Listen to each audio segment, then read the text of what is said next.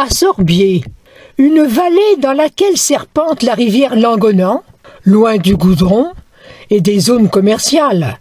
C'est le flanc est de la commune, tourné vers la vallée du Rhône. Surplombant le sentier, une grotte appelée la Sarrasinière et que les promeneurs aperçoivent en levant les yeux lorsque leurs pas les conduisent sur le chemin bordé par un pré. Cette grotte, bien des Sorbérans la connaissent pour s'en être approchés et parfois s'y être aventurés dans leurs jeunes années. À l'écart du village, c'est un lieu mystérieux, avec des souvenirs et des histoires que l'on contait jadis. Tout d'abord, à la lisière du bois longeant le chemin, cette vallée ne fut-elle pas un lac en d'autres temps? Ses pentes autour de la rivière avec une courbure du terrain qui semble indiquer le profil d'un barrage? Lorsqu'un des maires de la commune avait émis l'idée de transformer cet espace en lac, était-il inspiré par la topologie ou par la réminiscence d'histoires entendues dans le village? Jacqueline se rappelle bien des promenades qui la menaient, elle et ses camarades, jusqu'à la grotte. Qui me disait, tu vois, dans ce pré, c'était un lac. Et moi, je lui disais oui, parce que c'est très plat. Langonan, la rivière est à côté, c'est tout à fait possible. Et moi, je lui disais oui, parce que quand je vais me promener, je cueille des orchis et des fleurs qui demandent de l'humidité. Elle est interrogée par Pierre Bernard. On faisait un petit groupe qui était en vacances à Sorbier et nous allions visiter ce qu'il y avait d'intéressant. Et la grotte Sarrasinière était un lieu magique, extraordinaire et curieux pour nous.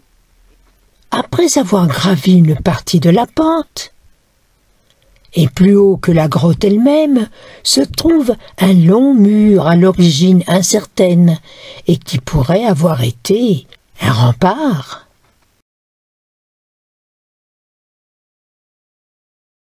On est vraiment au pied du rempart. C'est l'endroit où il est le plus haut et je pense qu'on est vraiment au Briançon.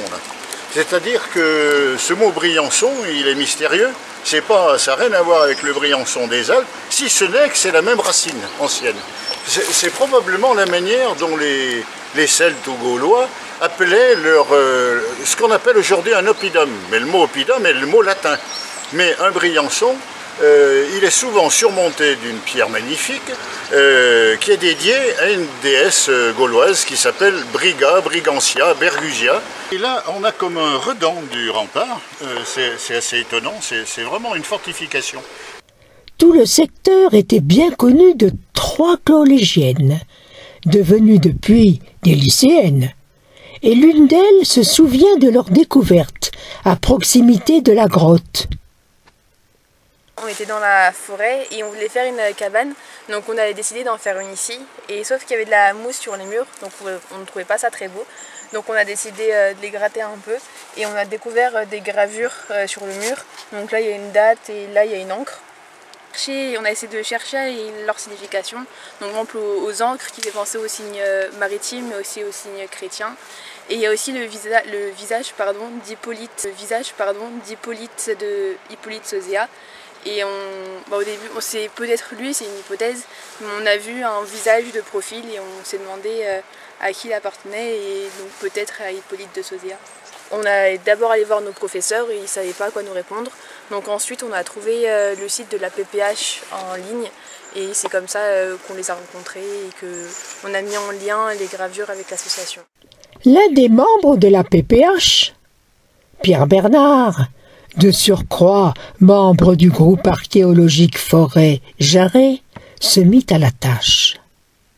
Il y a presque 5 ans. Et nous, on ne savait rien sur la Sarrasinière. C'était un nom, mais on ne savait rien. Et grâce à vous, on a cherché depuis. C'est pour ça qu'on en reparle aujourd'hui. l'APPH et le GAFJ réunissent donc un beau matin archéologues et spéléologues pour un rendez-vous fixé sur la place Flavien-Achintre, à Sorbier. Avant de se rendre sur place, Pierre Bernard précise que la visite du lieu a lieu avec l'accord de la propriétaire, indisponible ce jour-là. Il fournit quelques indications sur les points remarquables. Il y a des choses intéressantes aussi. Là, on va emprunter la rue du Briançon. C'est bizarre parce que Briançon, c'est quand même pas à côté. Et puis plus bas, il y a la rue du Crépon. Ben, c'est tout enfin, à mon avis, c'est quand même tous des noms qui indiquent un lieu fortifié. Mais probablement que c'était repéré, peut-être même à l'époque celtique, voire médiévale, le Briançon, c'était probablement la Sarrazinière, quoi. Avec les traces d'un tel passé, la Sarrazinière mériterait sans doute une mise en valeur, ce que souligne Pierre Bernard. Dans notre idée, ce site serait propice à la réalisation d'un projet multi-loisirs, multiculturel, où on aurait un peu cette vision. Combinaisons, casques, lampes et autres équipements à proximité de la rue de la Sarrazinière. Alors la rue des Crépons, elle est juste en bas là. Saint-Georges, le lien avec la terre, tout ça. Descente le long du pré. Il y a une muraille derrière là, qui fait 2 mètres par endroit 3 mètres. Le chemin empierré, balisé, se poursuit depuis le pont qui est là, mais il y a beaucoup de ronces. C'est intéressant parce qu'il y a d'autres roches beaucoup plus petites, mais avec des entailles assez géométriques. Et puis, cerise aussi sur le gâteau, là, si on peut grimper sur cette pierre, on a là-haut une plateforme avec une paroi au fond, avec des gravures plus récentes du 19e siècle, avec des initiales, des dates et un visage.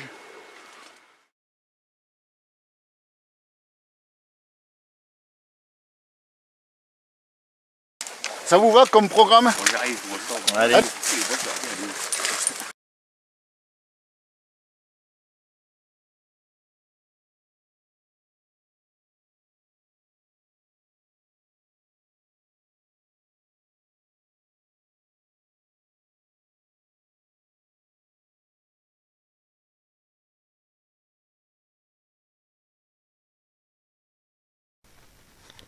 À la descente, depuis l'emplacement de la grotte, quelques explications par les spéléologues ayant repéré des outils sur le site, et l'examen du pont en remarquant l'effondrement de sa voûte.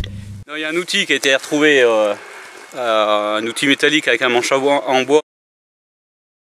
Et, des manches cassées et un burin en métal bien rouillé. Mais voilà, on a pu faire 3-4 mètres dans la grotte, mais pas plus. Après, il y avait un trou, mais qui était vraiment très très petit pour on pouvait à peine passer un bras. Donc, on a trouvé des entailles aussi dans la roche. Des morceaux de muraille, et parfois la convoitise fait disparaître peu à peu les précieux témoignages du passé.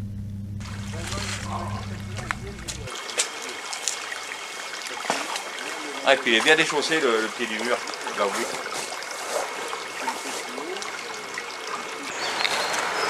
Alors on arrive à ce point du chemin qui vient du pont et qui passe devant la grande pierre, qui avait une belle couverture il y a encore 4 ou 5 ans. Et tout a été dégarni. Il est vraisemblable que des gens se servent comme d'une réserve de pierre pour en faire des usages que j'ignore. Mais ça montre quand même que le site risque d'être en perdition. Bien des hypothèses sur l'ensemble de ces vestiges de plus en plus menacés. Le pont, les murs en prolongement, s'agissait-il d'un tronçon d'une voie pouvant conduire à Valfleury? Et ce mur de rempart Serait-il le reste d'une enceinte? On parle d'un oppidum gaulois que l'on aurait nommé Briançon. Le moment de terminer la visite avec les conclusions fournies par le géologue. Une brochure permet de retrouver l'ensemble des sites carbonifères recensés dans la Loire. Quant à la Sarrazinière, Pierre en détaille tout l'intérêt archéologique. Présenter au grand public voilà, les sites intéressants donc, sur tout le territoire de la métropole. Donc, le territoire de la métropole de Saint-Étienne, c'est tout le bassin houillé à peu près, un peu des monts du Lyonnais et un peu de Pilat. Voilà, et donc on a sélectionné une dizaine de sites pour se rendre compte un petit peu de l'histoire géologique. Ce qui est intéressant dans ce site, c'est que c'est un très bel affleurement de Poudingue, donc c'est des affleurements qui sont déposés par les rivières de haute montagne qu'il y avait au Carbonifère à 300 millions d'années. Et ce qui est intéressant, c'est que c'est un affleurement où ça apparaît très très bien. La roche est très belle, on a des très belles structures sédimentaires qui renseignent du dépôt de ces galets dans ces rivières de haute montagne, et puis on voit les accumulations de chenaux, et c'est très très beau. Et alors le lit d'argile qui est en dessous. Voilà, puis donc on voit que ce Poudingue il repose de manière très érosive sur une couche argileuse que l'on voit dans un petit abri sous roche. Donc voilà, c'est une manière de valoriser ce site, à la fois sur l'aspect peut-être archéologique. Ça permettrait de faire de la valorisation aussi de la géologie. Depuis 300 millions d'années, tout ça a été donc érodé. Il y a eu des mouvements tectoniques aussi qui se sont ajoutés donc, lors de la formation des Alpes, qui a eu des répercussions. Et puis lors de la dernière période de déclassiation, avec la mise en place du réseau hydrographique actuel et les érosions de surface on voit bien, alors comme je vous ai montré, cette forme un peu en vulve ou en goutte d'eau, elle est assez commune à d'autres grottes qu'on peut observer dans le monde. Il est probable quand même que ces formes-là n'aient pas échappé à leur sagacité, à leur sens des choses sacrées, quoi. On voit des photos sur internet, ressemblent complètement à l'entrée de la grotte ici, avec le petit escalier d'accès et puis l'orifice principal.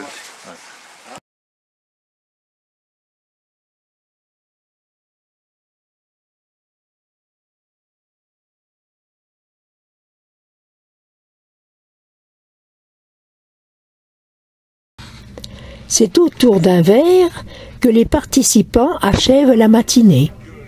Le moment de sortir les agendas pour préparer la suite des travaux sur la Sarrazinière. Un ensemble qui mérite l'attention des sorbérants et certainement bien au-delà. Nul doute que la collectivité, répondant aux vœux d'un large public, décidera de préserver désormais ce patrimoine